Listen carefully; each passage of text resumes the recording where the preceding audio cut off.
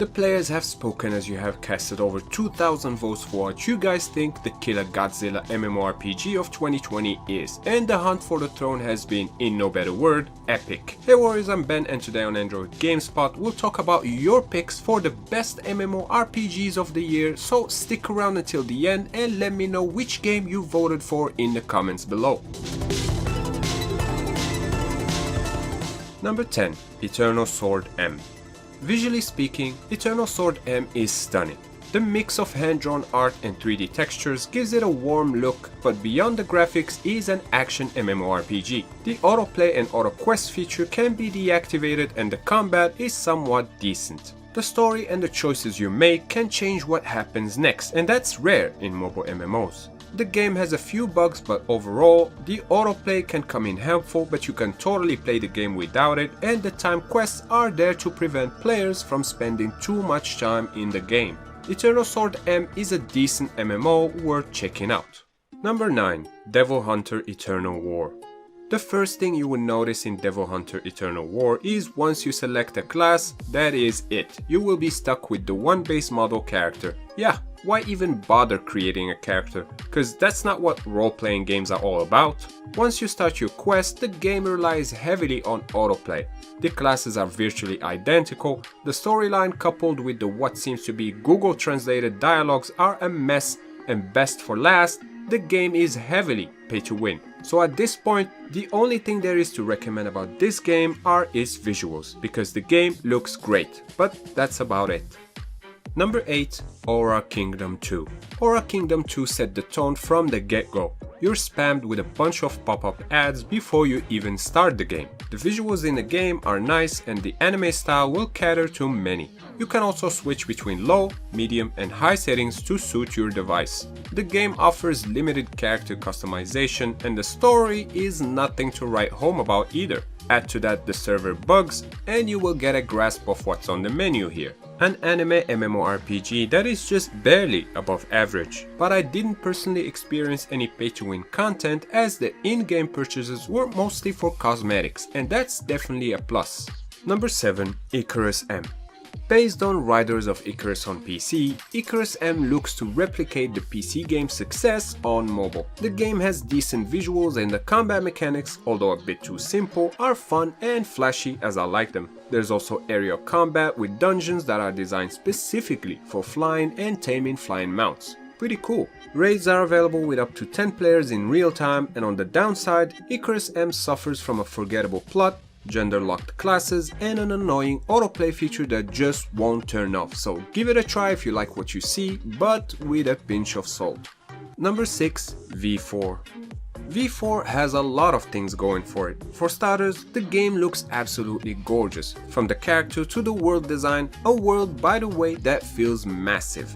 This is an MMORPG that has enough content to keep you playing for a long time. And the combat on one hand requires a little more than just basic attacks, and on the other, the autoplay feature is useful to do some mindless grinding. The things that keep V4 from ranking any higher are its somewhat forgettable story, the grind because believe me this game wants you to grind and keep on grinding, and last but not least, its pay to win incentives. So with all that said, do I recommend it? Sure, it's definitely worth a try. Number 5. A3 Still Alive. A3 is the latest MMORPG to land on mobile in 2020, and also it was the game I played during my first livestream ever. Boom! Oh! And if you've missed it, link is down in the description. A3 Still Alive comes with a somewhat boring campaign and forgettable dialogues. I enjoyed the flashy combat on the other hand, and dungeons were fun too.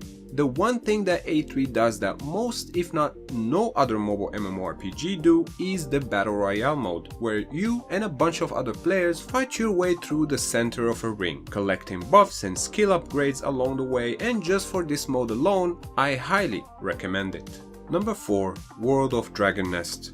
World of Dragon Nest brings a new experience to the Dragon Nest franchise and is a big improvement on the previous mobile game Dragon Nest M.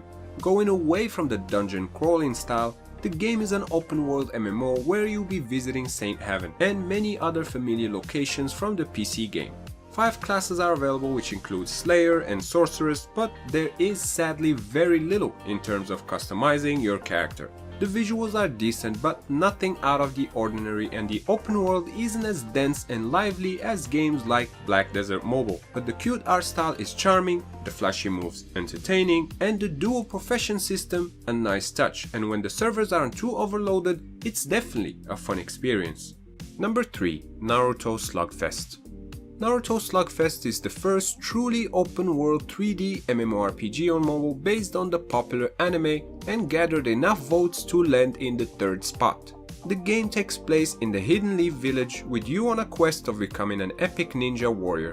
There are 4 classes to choose from, and you can also pick an elemental attribute to master and even summon your favorite characters from the series to give you a hand, which I'm sure will please many fans of the anime.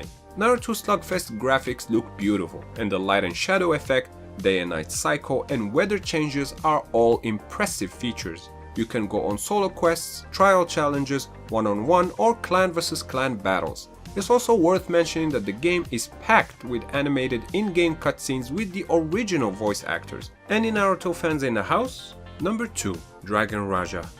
Tencent has released many MMOs on mobile, but Dragon Raja is their latest, and if I may, ultimate work so far.